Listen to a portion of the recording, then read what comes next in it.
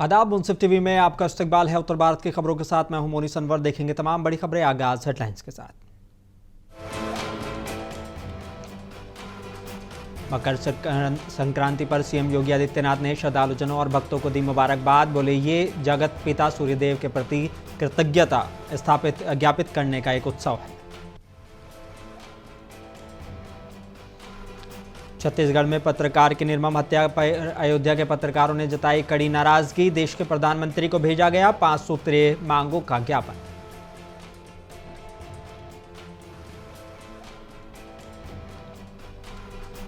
बिजनौर में Samajwadi party office पर notice चस्पा। इस एक्शन से नेताओं में मची खलबली।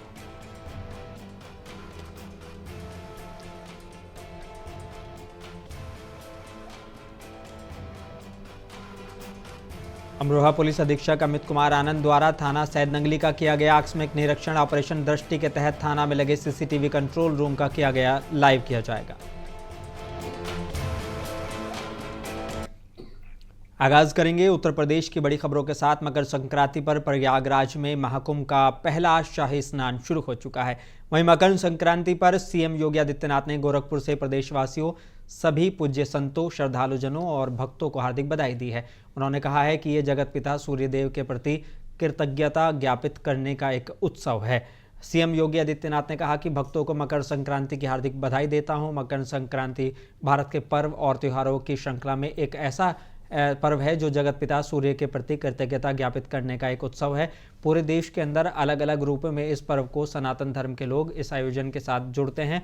पूरे देश के अंदर अलग अलग रूपों में इसको लोग मनाते हैं।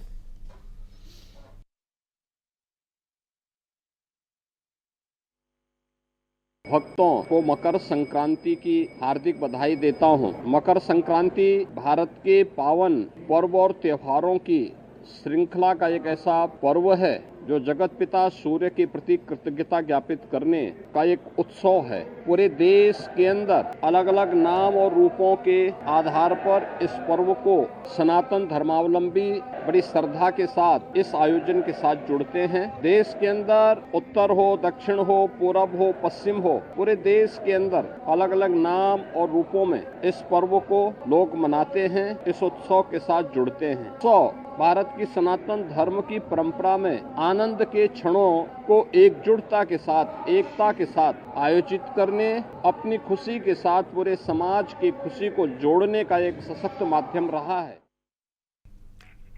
महाकुंभ का पहला अमृत यानी कि शाही स्नान करीब 12 घंटे बाद खत्म हो गया। जूना अखाड़ा समेत सभी 13 अखाड़ों के संत स्नान कर चुके हैं। सरकारी आंकड़ों के मुताबिक अब तक 2.5 करोड़ श्रद्धालु संगम में डुबकी लगा चुके हैं। श्रद्धालु पर हेलीकॉप्टर से लगातार फूल बरसाए जा रहे हैं। वहीं स्नान के बाद लोगों ने प्रयागराज से लौटना शुरू कर दिया है। इससे रेलवे स्टेशन और बस स्टैंड पर भारी भीड़ हो गई है। प्रयागराज रेलवे स्टेशन पर पैर रखने की जगह नहीं है। लोगों को हॉल में रोक लिया जा रहा है। आने वाली ट्रेन के हिसाब से ही प्लेटफॉर्म पर भेजा जा रहा है। वहीं सुबह 6 बजे अमृत स्नान का अद्भुत दृश्य देखा गया। हाथों में तलवार, त्रिशूल और डमरू लिए सन्यासी हर हर महादेव का उद्घोष करते हुए घाटों पर पहुंचे। महाकुंभ में पहली बार शाही स्नान की जगह अमृत स्नान शब्द का इस्तेमाल किया गया है। अखाड़ों के नाम बदलने का भी प्रस्ताव दिया गया था। महाकुंभ के पहले अमृत स्नान मकर संक्रांति के दिन मंगलवार को संगम तट पर श्रद्धालु डुबकी लगाने पहुंचे। इस दौरान योगी सरकार ने हेलीकॉप्टर से पुष्प वर्षा कराई है।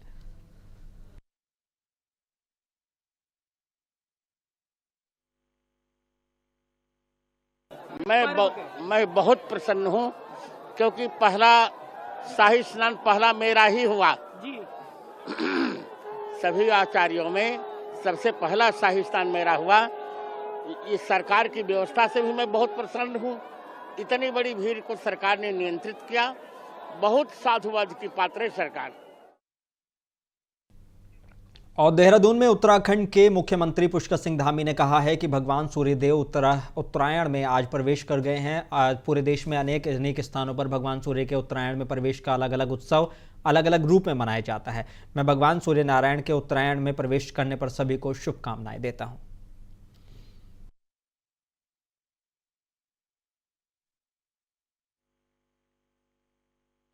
मैं सबसे पहले तो आज भगवान सूर्यदेव उत्तरायण में प्रवेश कर गए हैं। आज पूरे देश के अंदर अनेक स्थानों पर भगवान सूर्यदेव के उत्तरायण में प्रवेश होने पर एक उत्सव के रूप में मनाया जाता है। कहीं मकर संक्रांति के रूप में, कहीं लोहड़ी के रूप में, कहीं उत्तरायणी के रूप में, कहीं बिहू के रूप में, कहीं पोंगल के रूप में, कहीं माघी के रूप में। मैं इस भगवान सूर्य नारायण के उत्तरायण में प्रवेश होने पर आप सबको अपनी ओर से कैंट विधानसभा के सभी भाई बहनों को मैं बधाई देता हूं, सबको शुभकामनाएं देता हूं कि भगवान सूर्यदेव आपके जीवन में हर प्रकार से। उत्तर प्रदेश के जिला बिजनौर जनपद में स्थित समाजवादी पार्टी के मुख्य कार्यालय पर जिला प्रशासन की टीम ने सील करने का नोटिस चस्पा कर दिया है। बताया जा रहा है कि यह तीसरा नोटिस दिया गया है। इससे पहले 2 नोटिस सपा कार्यालय को दिए गए थे, जिनका जवाब भी उन्होंने दाखिल कर दिया था, लेकिन शायद उन जवाबों से जिला प्रशासन संतुष्ट नहीं था, इसलिए समाजवादी पार्टी के कार्यालय पर तीसरा नोटिस चस्पा कर दिया गया है। अब देखना यह है कि समाजवादी पार्टी के ऑफिस को सील किया जाता है या नहीं। बता दें कि इससे पहले समाजवादी पार्टी के बाहर स्थित कचहरी वाली मस्जिद की दुकानों को जिला प्रशासन ने नक्शा स्वीकृत नहीं होने की बात कहते हुए सील कर दिया था, जो आज तक सील पड़ी हुई है। अब जिला प्रशासन की इस कार्रवाई से समाजवादी पार्टी के नेताओं में खलबली सी मच गई है। अब देखना यह है कि समाजवादी पार्टी के नेता अपने ऑफिस को बचाने के लिए क्या कदम उठाते हैं। जी, यहाँ की भी जांच कराई गई तो इनसे भी पहले इन्हें सुनवाई का अवसर दिया गया था, तो ये संज्ञान में आया कि जो इन्होंने हमें प्रपत्र उपलब्ध कराए हैं और जिस नंबर पे ये काबिज हैं उसमें भिन्नता है खबरों में, तो इसलिए इसी संबंध में पूरा नोटिस इनको भेजा जा रहा है और चस्पा भी करा दिया गया है कि आप अपना, चूँकि सरकारी कोठी आता है और इसमें सरकारी संपत्ति है, इसमें पहले जो संज्ञान में आया कि सरकारी बिल्डिंग सीएमओ साहब का ऑफिस भी चलता था, तो इसलिए इनको 15 दिन का अवसर दिया गया है धारा राजस्व संहिता की धारा 136 में कि आप इसे 15 दिन में या तो अपना जो भी पक्ष रखना चाहते हैं, आप किस हक से यहाँ काबिज हैं तो हमें स्पष्ट करें, अन्यथा की दिशा में जो कार्रवाई होगी इसमें राजस्व संहिता के प्रावधान अनुसार सरकारी जो भी प्रावधान दिए हैं उसमें नियमानुसार कार्रवाई। छत्तीसगढ़ में पत्रकार की निर्मम हत्या पर अयोध्या के पत्रकारों ने कड़ी नाराजगी जताई है और प्रधानमंत्री के नाम एक ज्ञापन भी भेजा है। राष्ट्रीय अध्यक्ष अंतरिक्ष तिवारी ने छत्तीसगढ़ में पत्रकार मुकेश चंद्राकर और संतोष कुमार टोपो की हत्या पर गहरा रोष व्यक्त किया है। उन्होंने इसे सत्ता के संरक्षण में लोकतंत्र के चौथे स्तंभ पर कायराना हमला करार दिया है।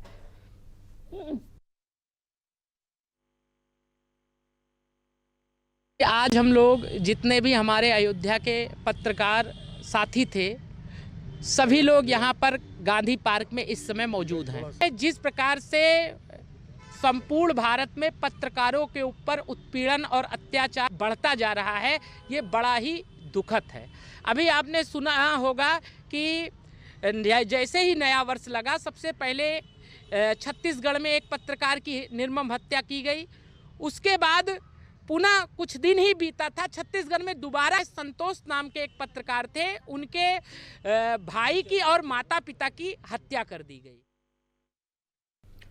अमरोहा पुलिस अधीक्षक अमित कुमार आनंद द्वारा थाना सैदनगली का आकस्मिक निरीक्षण किया गया है। बता दें कि ऑपरेशन दृष्टि के तहत थाना सैदनगली में स्थापित किए गए सीसीटीवी कंट्रोल रूम आदि का निरीक्षण कर सीसीटीवी कैमरों की लाइव फीड को चेक किया गया है। सभी तिराहों, चौराहों और मुख्य स्थानों पर सीसीटीवी कैमरे लगवाने के लिए संबंधित अधिकारियों को निर्देशित किया गया और त्योहार रजिस्टर आदि अभिलेखों का अवलोकन कर आवश्यक दिशा निर्देश दिए गए।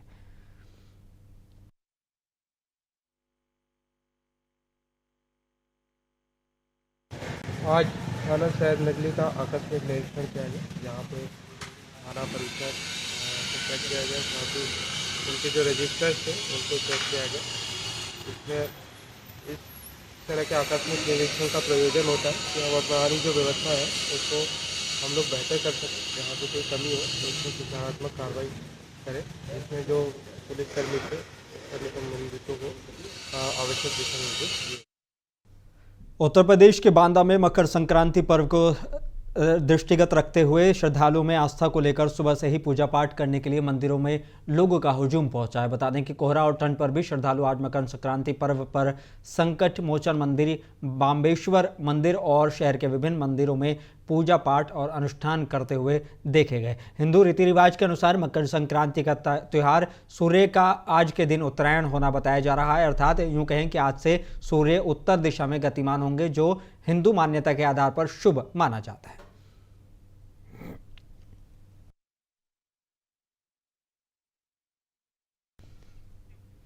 और बुलंदशहर के थाना पहासू क्षेत्र में जटौला नहर पुल के पास पुलिस और स्वाट टीम देहात की भैंस चोरों से मुठभेड़ हो गई और मुठभेड़ में शातिर बदमाश आकिब के पैर में गोली लगने से घायल हो गया। पुलिस ने घेराबंदी कर आकिब के 2 साथियों को गिरफ्तार कर लिया, जबकि एक बदमाश मौके से फरार हो गया।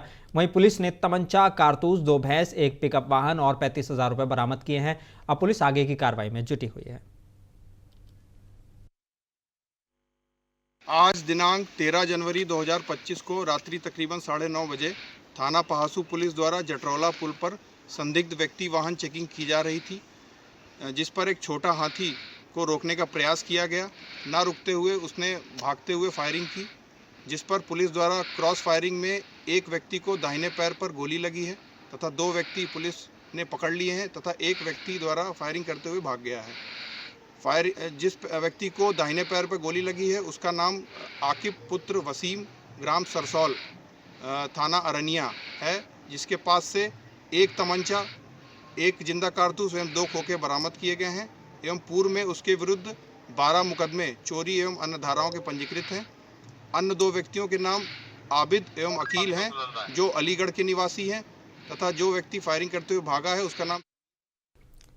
कासगंज पुलिस और सर्विलांस टीम ने एक बड़ी सफलता हासिल करते हुए खोए हुए 51 मोबाइल फ़ोन बरामद किए हैं। इन फ़ोन की कीमत कुल करीब लगभग 11 लाख रुपए बताई जा रही है। वहीं एसपी कार्यालय में आयोजित प्रेस कॉन्फ्रेंस में एसपी अंकित शर्मा ने इस बारे में विस्तृत जानकारी दी। सभी मोबाइल उनके मालिकों के सुपुर्द कर दिए गए हैं। सभी लोगों ने एसपी की खूब प्रशंसा की है।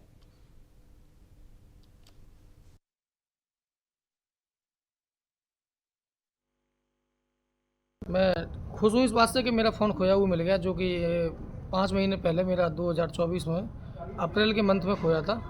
मार्केट में गया था मैं कुछ सामान लेने के लिए, तो मेरी जेब से चोरी हो गया था। सराहनीय काम किया है हमारे यहाँ के ज़िले की पुलिस ने और मैं इनका बहुत बहुत आभारी हूँ, इनका बहुत आभार व्यक्त करता हूँ मैं। जी, जनपद कासगंज की सर्विलांस टीम के द्वारा कुल 51 मोबाइल बरामद किए गए हैं। ये पूरे जनपद में विभिन्न लोगों के जो मोबाइल खो गए थे उसमें भरसक प्रयास करके हमारी सर्विलांस टीम ने ये 51 मोबाइल बरामद किए हैं। इनकी कीमत लगभग 11 लाख के आसपास है।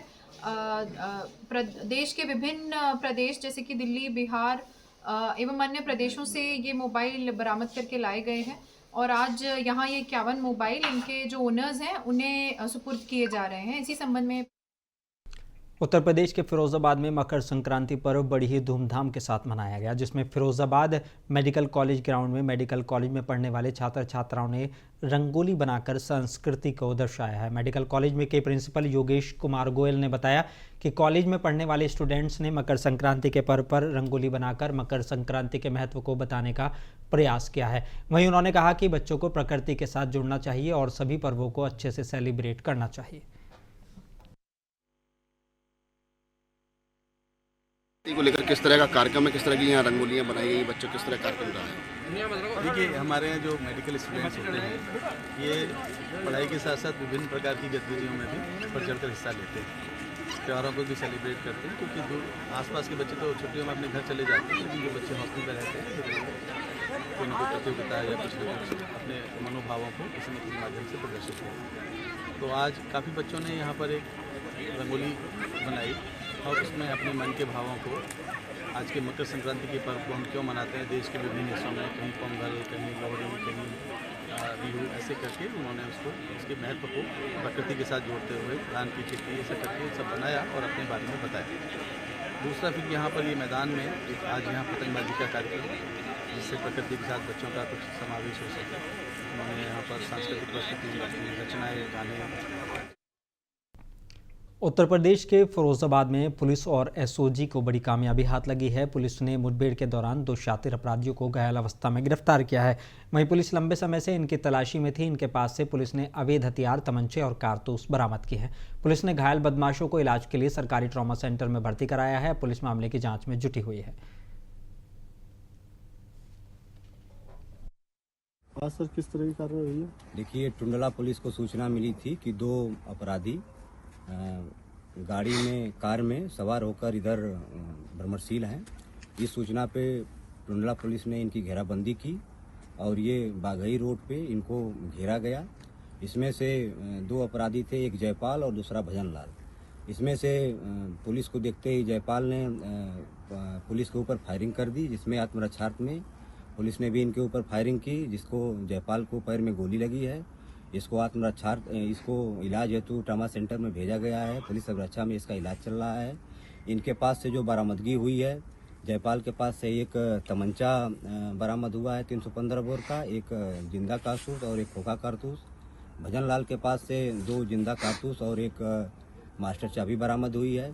साथ ही पूछताछ में इन लोगों ने एक टुंडला थाना क्षेत्र में 28/11/24 को एक इको कार चोरी की घटना हुई थी तथा 22/12/24 को भी इको कार चोरी की घटना हुई थी। इन दोनों ने इस चोरी की घटना को अंजाम दिया था। उसमें से एक कार का इंजन भी इनके गाड़ी में था, जिसको ये बेचने के लिए जा रहे थे। इन सबको हम लोगों ने गिरफ्तार किया है। है खबर झांसी के नवाबाद थाना इलाके के खुशीपुरा से है, जहां देर रात जुआ खेलने के दौरान विवाद हो गया। विवाद के बाद एक दबंग द्वारा गाली गलौज करते हुए फायरिंग कर दी गई, जिसमें एक नाबालिग के पैर जख्मी हो गया है। वहीं घटना की सूचना पर पहुंची पुलिस मामले की जांच पड़ताल में जुट गई है। बता दें कि नवाबाद थाना इलाके के खुशीपुरा में जुए का फंड खुलेआम संचालित हो रहा था। इसी दौरान जीत हार की बाजी लगा रहे लोग आपस में भिड़ गए, जिसकी सूचना पर पहुंची पुलिस कुछ लोगों को पकड़कर थाने लिया। इसके बाद थोड़ी देर बाद मोहल्ले का ही एक दबंग युवक आया और गाली गलौज करते हुए हवाई फायरिंग कर दी, जिसमें एक नाबालिग को गोली के छर्रे जा लगे, जिससे वो घायल हो गया, जिसे घायल अवस्था में झांसी मेडिकल कॉलेज में भर्ती कराया गया है। फिलहाल पुलिस पूरे मामले की जांच में जुटी हुई है।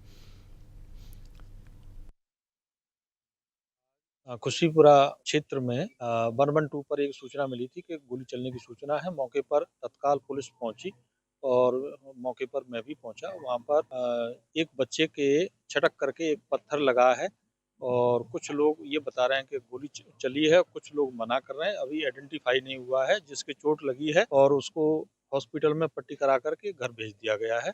ऐसा कोई तथ्य प्रकाश में नहीं आया जिससे कोई आइडेंटिफाई हो कि गोली चली है और अभी तहरीर किसी पक्ष से कोई तहरीर नहीं आई।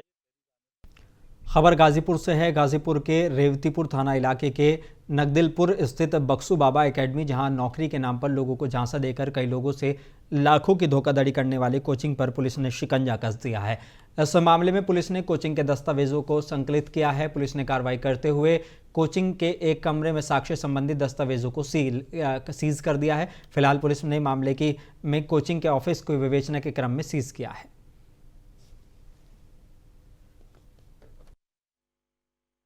नौकरी का झांसा दे के हमसे ठगी करके एक एकेडमी संचालक है विनोद कुमार गुप्ता, वो हम लोगों का पैसा लेके भाग गया है। उसी के कार्रवाई करवाने के लिए हम लोग न्याय मांगने के लिए यहाँ एसीपी ऑफिस और डीएम कार्यालय आए हैं। क्या था मामला, कैसे क्या हुआ था? वहाँ हम लोग पढ़ने के लिए एकेडमी में आए थे। ओम श्री बक्सू बाबा एकेडमी रेवतीपुर नगदिलपुर, उस एकेडमी में हम लोग पढ़ने के लिए आए थे। उस एकेडमी में पढ़ रहे थे, तैयारी कर रहे थे, जिसके दौरान उस पढ़ाई के दौरान ही हम लोग को ऐसे क्लास में बताया गया था कि मतलब बिहार सचिवालय में तुम लोग पैसा दोगे तो नौकरी कर। महाराजगंज के गुगली थाना क्षेत्र के गुगली कस्बे में देर रात अज्ञात कारणों की वजह से एक किराना स्टोर के गोदाम में आग लग गई। मामले की सूचना पर 4 गाड़ी फायर ब्रिगेड की मौके पर पहुंची, तब जाकर किराने के गोदाम में भीषण लगी आग को घंटों की मशक्कत के बाद बुझाया जा सका, लेकिन तब तक किराने के गोदाम में रखा सारा सामान जलकर राख हो गया। दमकल के 4 गाड़ियों ने घंटों मशक्कत के बाद आग पर किसी तरह काबू पाया, लेकिन तब तक गोदाम में रखे सारे सामान जलकर राख हो गए हैं। वहीं पीड़ित ओम प्रकाश ने बताया कि अज्ञात कारणों से लगी आग के कारण उनके लाखों का सामान जलकर राख हो गया है।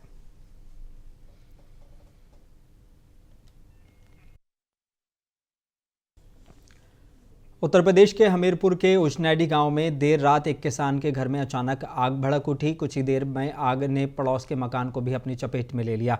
कुछ लोग जब तक समझ पाते तब तक आग ने विकराल रूप धारण कर लिया था। इससे भीषण आग से घर के सामान और पशु जल गए हैं। सूचना पर पहुंची फायर ब्रिगेड ने कड़ी मशक्कत के बाद इस आग को बुझाया है।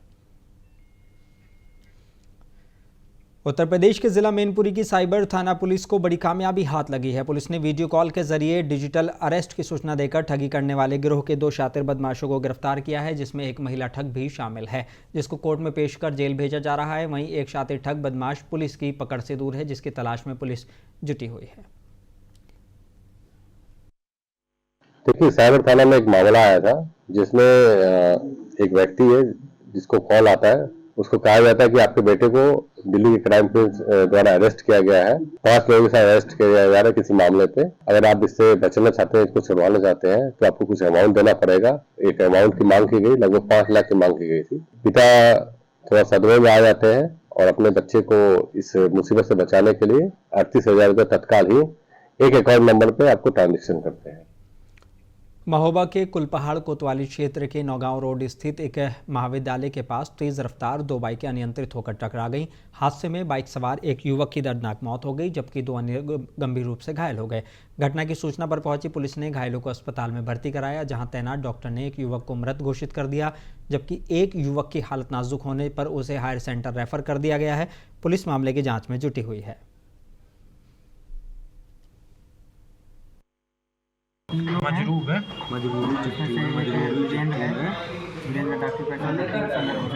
चिट्ठी प्राप्त की MS